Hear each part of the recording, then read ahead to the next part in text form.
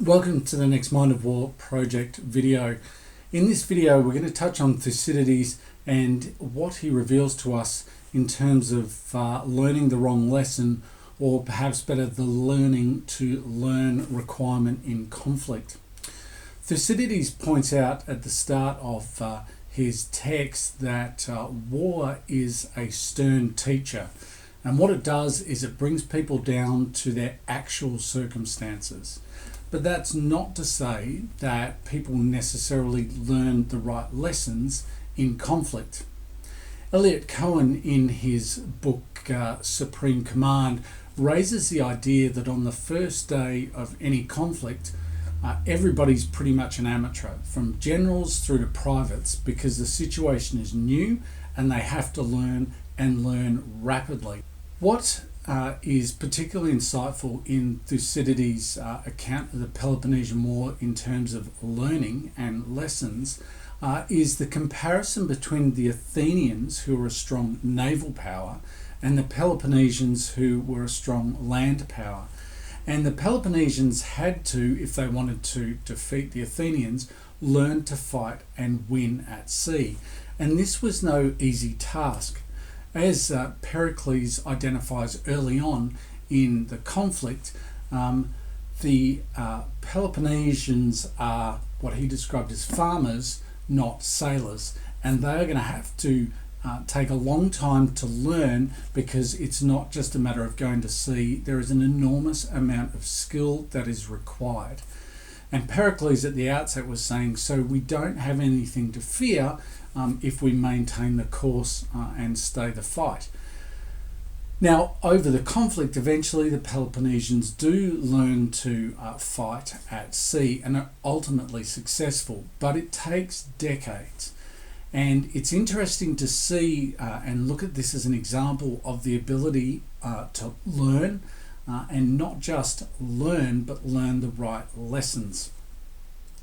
The Athenian admiral Phormio is the first to take on the Peloponnesians in a conflict in the Peloponnesian War at sea, and he very quickly takes advantage of their lack of experience.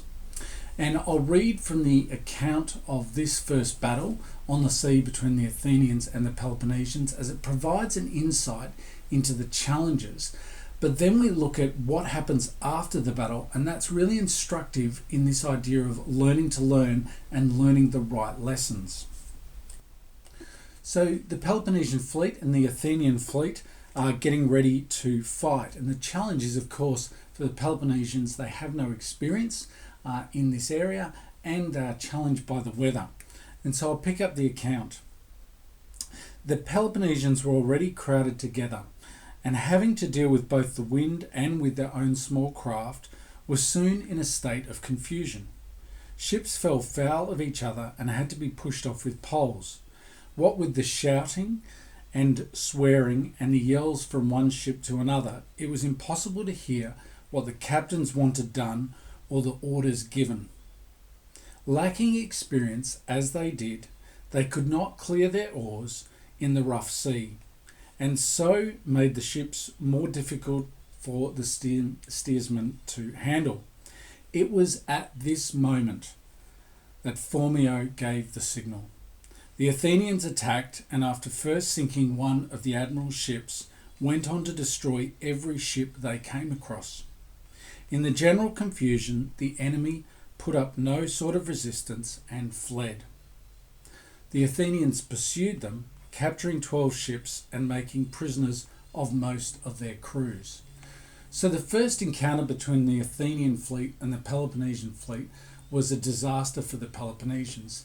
But what happens next is interesting. So the Spartans then send out a commission. They've been defeated at sea and they want to know what actually went wrong and how to turn this around. So this commission is sent out.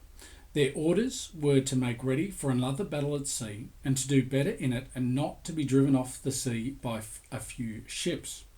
For the Spartans, especially since this was their first taste of naval engagements, found it very difficult to understand what had happened.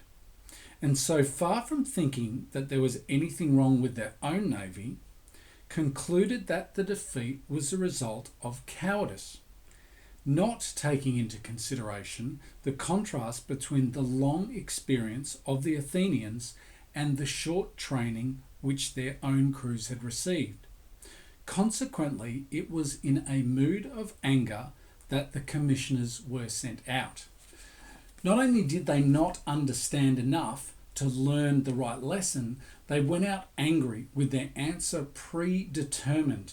They weren't interested in learning, they'd already made up their minds over what had happened, which then prevented them from learning.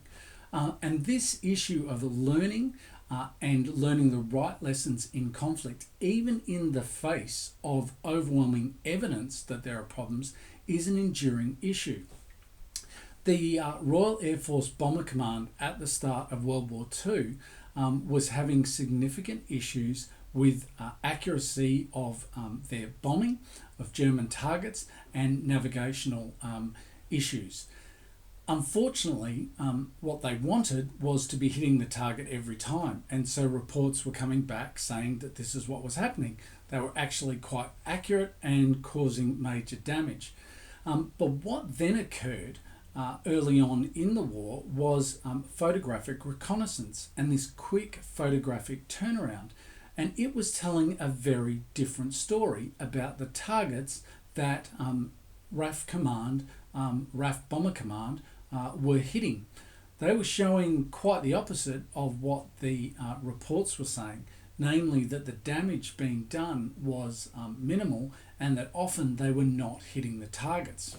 So what were Bomber Command doing?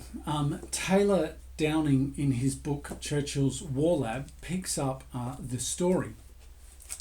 And he notes, for many months, photographic reconnaissance of sites that had been bombed continued to show that damage caused was negligible.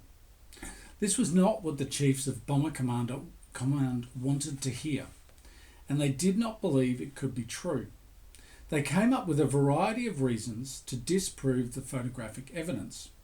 The photographs were too small a scale to be able to spot the damage. The photo interpreters did not know what they were looking for. Some damage assessments came back with a note in the margin simply saying, "I do not accept this report." But there was growing evidence there was a morale problem amongst the bomber crews, and the continued loss of platforms and lives and a follow-on report that was conducted clearly had an impact and ultimately weighed in favour of recognising there was a problem, recognising that accuracy was an issue, and that navigation to get over the actual bomb target was something that had to be addressed if they were going to succeed in their mission. Eventually they learned, but at enormous cost, and it was this unwillingness initially to learn the right lessons, even in the face of evidence, which caused such tremendous damage in terms of not actually being able to fulfill their mission, despite thinking and motivated towards thinking that they were hitting their targets and causing severe damage to the Germans. So this idea that learning the right lesson has to be an active effort is so fundamental and such an important part of the human aspect of warfare. Even when the evidence exists, it has to be accepted. In Frank Herbert's series Dune, the central character, Maldive, provides an interesting aspect and insight into this ability to learn, that it has to be deliberate. Herbert writes in the book, Maldive learnt rapidly because his first training was in how to learn. And the first lesson of all was the basic truth that he could learn. It's shocking to find how many people do not believe they can learn and how many more believe learning to be difficult. Maldive knew that every experience carries its lesson. And so this, science fiction example, but an evident insight in there for warfare is this ability to learn, the learning recognition of the need to learn. So ultimately, learning requires a willingness to ask questions without framing or shaping them to get a desired or an expected answer. It's about learning the right lessons. It's about looking at the actual evidence. It's about that open mind in order to be more effective. The feedback loops that are talked about, that ability to learn and adapt, requires that you actually learn the right things. And that's fundamental, critical, and an enduring human challenge in warfare.